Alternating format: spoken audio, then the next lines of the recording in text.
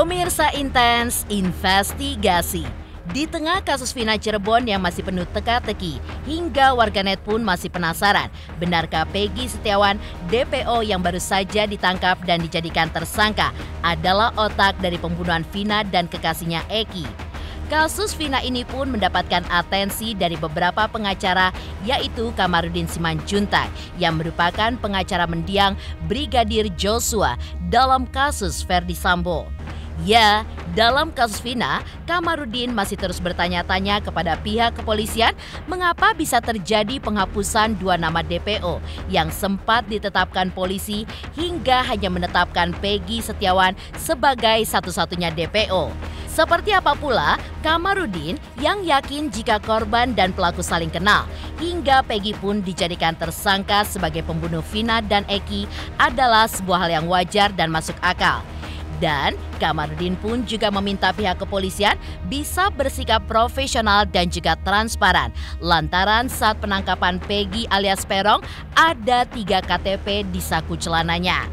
Dan bagaimana pula tanggapan Kamarudin soal kesurupan yang dialami Linda, sahabat Vina, yang tidak bisa dijadikan alat bukti dalam persidangan nantinya?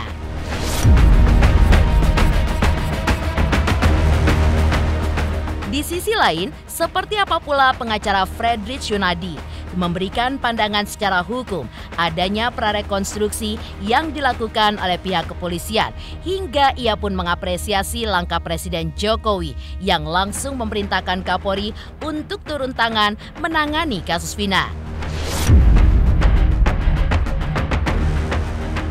Dan bagaimana pula Master Firasat Wirangbirawa yang menemukan banyak kejanggalan dari rekaman suara Mel-Mel yang kini tengah viral. Pemirsa, bersama Intens Investigasi, kami hadirkan kabar terkini, terpercaya, dan teraktual. Tetapi sebelumnya, jangan lupa untuk like, subscribe, dan juga share channel YouTube ini.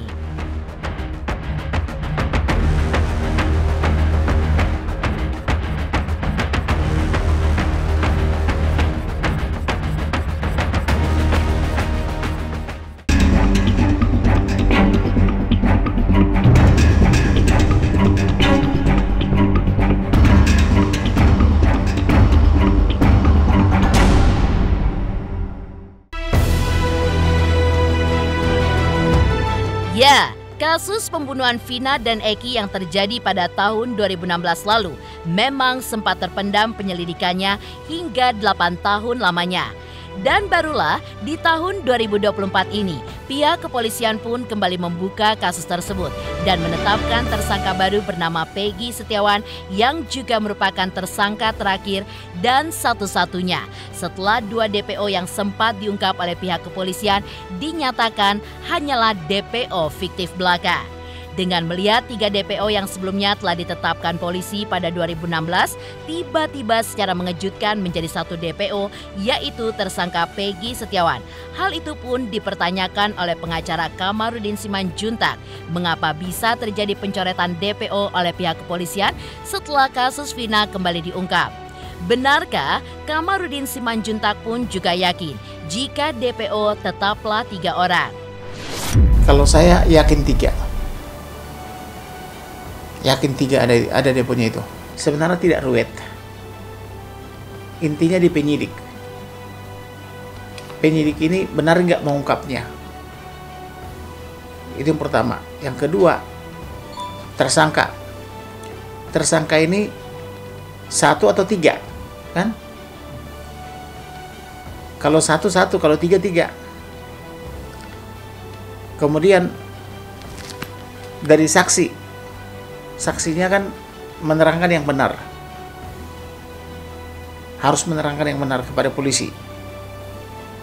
Kemudian surat, kemudian pendapat ahli. Karena waktu di awal diperiksa di Cirebon, mereka mengatakan 11. Kemudian di Polda juga 11. Kenapa? 3 orang lagi tidak jelas. Kemudian setelah muncul film, ditangkap yang 1 ini. Itu loh. Jadi perlu dihitung jumlahnya dan disebutkan nama-namanya. Yang 11 itu siapa?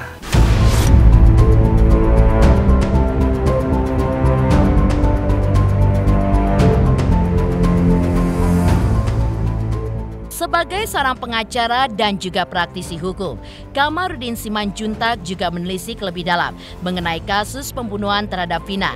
Dan hasilnya, Kamarudin pun juga yakin jika korban dan pelaku saling kenal, hingga bagi Kamarudin, jika Peggy Setiawan ditersangkakan sebagai pembunuh Vina, hal tersebut adalah wajar dan juga masuk akal.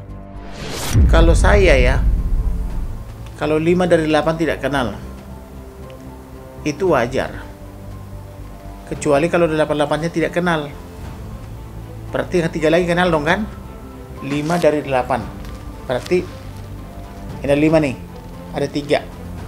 5 tidak kenal tapi 3 kenal. Itu wajar. Karena perbuatan itu terjadi jalan raya.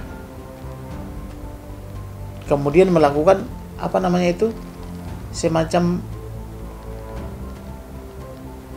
operasi apalah, gelap lah itu, saya tidak bisa bilang geng itu atau apa. Kemudian perempuannya dibawa, digotong ke belakang. Motifnya memerkosa kan jelas, karena dia suka sama wanita itu, tapi wanita itu suka sama anak polisi itu. 5 dari 8 tidak kenal, berarti yang 3 lagi kenal, iya kan? Karena dibilang 5 dari 8 tidak kenal, tapi berarti 3 lagi kenal dong. Siapa itu?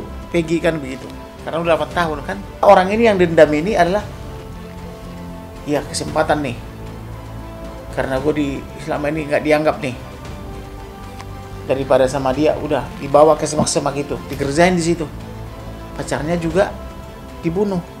Jadi antara pelaku dan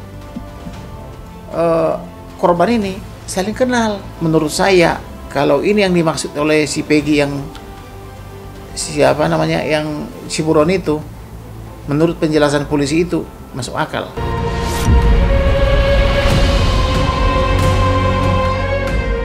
Perihal saat penangkapan Peggy Setiawan, di saku celananya ditemukan ada 3 buah KTP. Kamarudin pun meminta agar pihak kepolisian bisa bersikap profesional dan juga transparan untuk menyelidiki hal tersebut dengan serius, agar kasus Vina Cirebon dapat terungkap dengan jelas. Sekarang ada ditangkap tersangka bernama Peggy.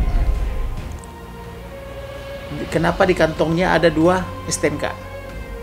Kenapa di kantongnya ada 3 KTP berbeda-beda? Kenapa ayah dia memperkenalkan dia ponakan, bukan anak kandung? Ya, itu kan upaya menutupi. Harusnya kan dikenalkan dia anak kandung, bukan disebut sebagai ponakan. Jadi yang sekarang itu Peggy itu harus diusut itu benar-benar. Apakah motif dia atau peran dia? Ada kejahatannya apa? Kan kalau KTP dari dulu, KTP saya 1. Kok dia KTP-nya sampai 3? Kejahatan apa yang dilakukan sehingga KTP-nya 3? STNK motor, bagaimana bisa dikantongin itu? Ya bisa dijelaskan. STNK motor kok bisa sampai 2 dikantongin sama dia? Nama yang dipakai tersangka, yang buron itu, kok mulai 2016 nama dia?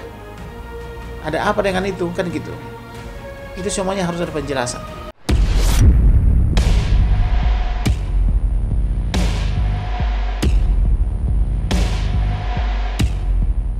Mengenai Linda, sahabat Vina yang berkali-kali kesurupan, Kamarudin pun juga menanggapi dan menegaskan, jika kesurupan tidak bisa dijadikan sebagai alat bukti saat persidangan nanti.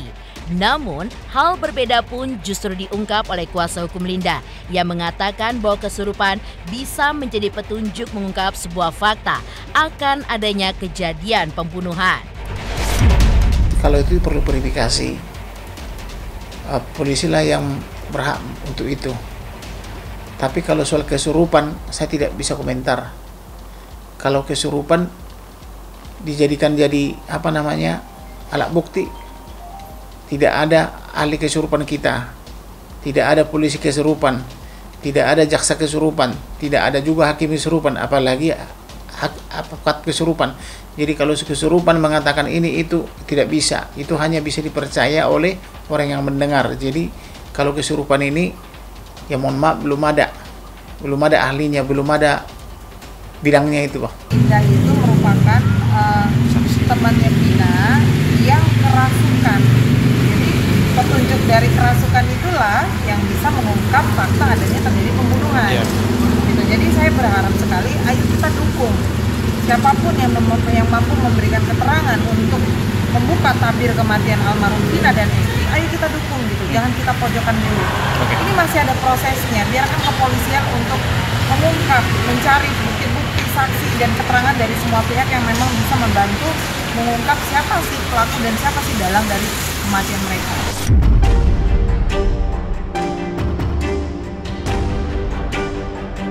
Lantas, seperti apa pula pengacara ternama Fredrich Yunadi memberikan pandangan secara hukum adanya prarekonstruksi yang dilakukan pihak kepolisian, hingga ia pun mengapresiasi langkah Presiden Jokowi yang langsung memerintahkan Kapolri untuk turun tangan menangani kasus Vina.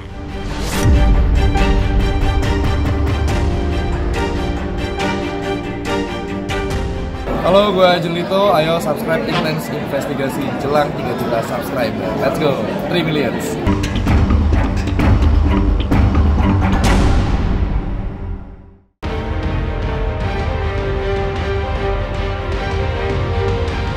Pemirsa Intens Investigasi. Diketahui, di Treskrimum Polda Jawa Barat baru saja menggelar prarekonstruksi atas kasus pembunuhan Vina dan Eki di beberapa titik yang dijadikan sebagai TKP pada Rabu malam 29 Mei 2024 kemarin. Sebagai seorang pengacara, Fredrich Yunadi pun juga menanggapi adanya prarekonstruksi yang baru saja dijalani dalam kasus Vina Cirebon ini, usai salah satu DPO yaitu Peggy Setiawan yang tertangkap dan dijadikan tersangka. Benarkah secara hukum dijalankannya prarekonstruksi dalam kasus ini pun adalah sebuah hal yang wajar meski sudah 8 tahun berlalu? Ya, prarekonstruksi itu memang adalah sebelum rekonstruksi, itu biasanya ada prarekonstruksi. Kalau rekonstruksi harusnya saya sarankan itu adalah PH-nya masing-masing termasuk korban maupun dalam hal ini sebagai tersangka. Sebaiknya ikut.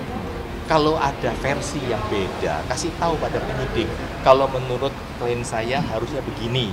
Nanti akan dibikin berapa versi. Versi menurut penyidik begini, versi menurut tersangka begini, versi menurut korban ini begini. Karena itu adalah momen yang sangat penting untuk membuktikan. Yang sekarang direkonstruksi atau direkonstruksi ini kan adalah kasus yang tersangka yang baru tertangkap, itu Peggy kan. Peggy ini kan istilahnya kan sisa tersangka yang belum tertangkap waktu itu. Sehingga menurut saya itu sah menurut hukum. Apalagi yang 8 tersangka yang terpidana itu kan mereka sudah mengajukan gerasi dan sudah ditolak kan, berarti mereka udah nggak ada jalan lain, mereka itu harus menerima fakta. Semua terdakwa mengaku tidak bersalah, itu sudah adalah rumus yang biasa dilakukan. Pengakuan terdakwa itu tidak mempengaruhi proses hukum. Kalau seseorang mengaku mengingat suatu peristiwa yang terjadi 6 tahun, 8 tahun yang lalu secara detail, ya jelas perlu dicurigain bahwa ini saksinya tidak benar begitu. Ya, itu terserah. Dan yang nilai itu hakim, bukan saya.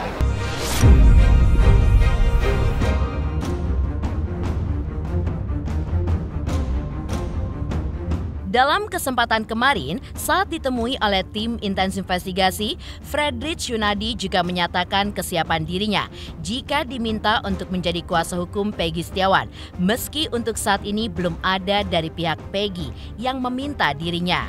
Tak hanya itu, Fredrich pun juga mengapresiasi langkah Presiden Jokowi yang langsung memerintahkan Kapolri untuk turun tangan menangani kasus Vina Cirebon. Tanyakan ke Kapolri. Saya sudah menyampaikan agar kasus itu betul-betul dikawal dan transparan, terbuka semuanya. Tidak ada yang perlu ditutup-tutupi. Kalau ada. Kalau saya sementara sih belum ada yang minta, dan lagi kalau sudah heboh begini tidak mungkin ya. Akhirnya kan saya kalau secara normatif sih memang harus ya. Saya kan tidak bisa menolak siapapun yang meminta bantuan hukum ya. Tetapi dalam hal ini saya tidak mungkin bisa menjamin bahwa karena saya akan terang-terangan Kalau saya lihat semua berkas yang ada, misalkan posisinya lemah, saya akan kasih tahu Anda ini hanya minta diringankan aja. Posisi Anda tidak mungkin. Saya tidak mungkin bisa ABS ya, asal Bapak senang. Oh jangan khawatir, kamu pasti menang. Itu nggak benar. Kita tidak pernah saya mengucapkan demikian. Lalu, seperti apa pula Master Firasat Wirangbirawa yang menemukan banyak kejanggalan dari rekaman suara Mel-Mel yang mengungkap detik-detik kejadian penyiksaan Vina dan Eki yang kini tengah viral di media sosial.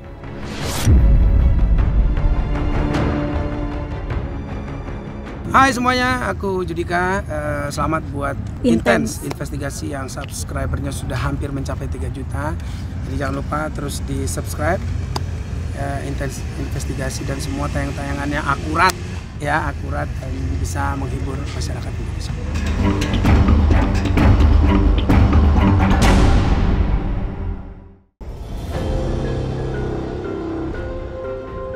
Sebelumnya, Wirangbirawa dalam video live di akun media sosial pribadinya mengaku menemukan banyak kejanggalan.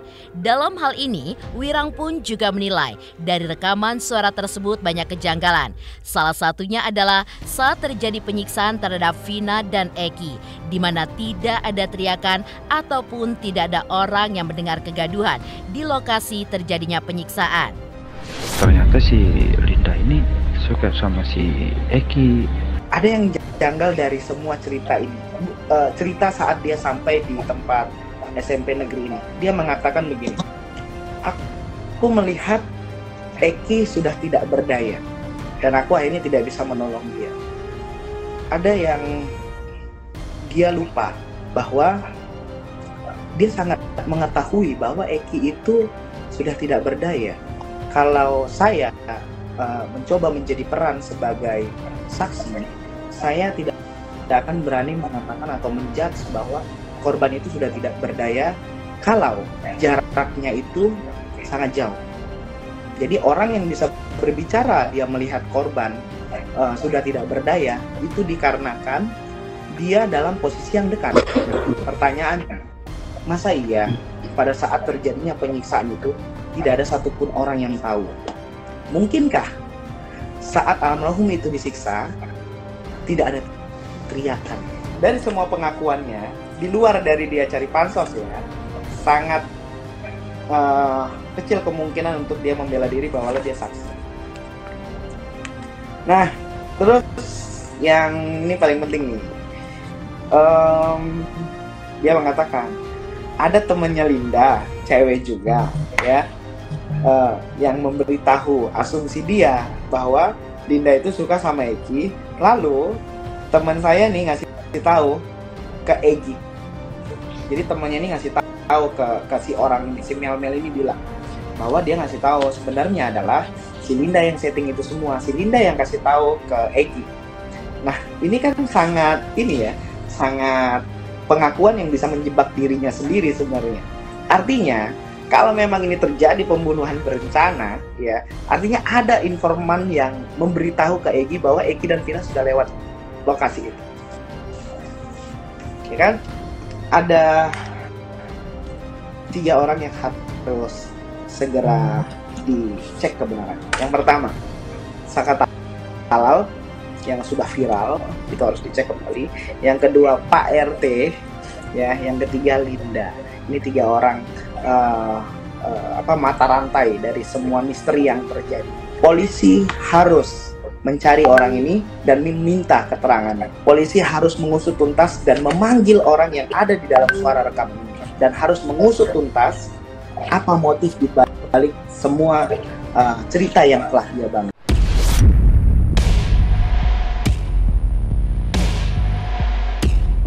Pemirsa Intens Investigasi, jangan lupa saksikan terus Intens Investigasi. Dan pastikan jangan lupa untuk like, subscribe, share, dan komen jelang 3 juta subscribers channel Intens Investigasi.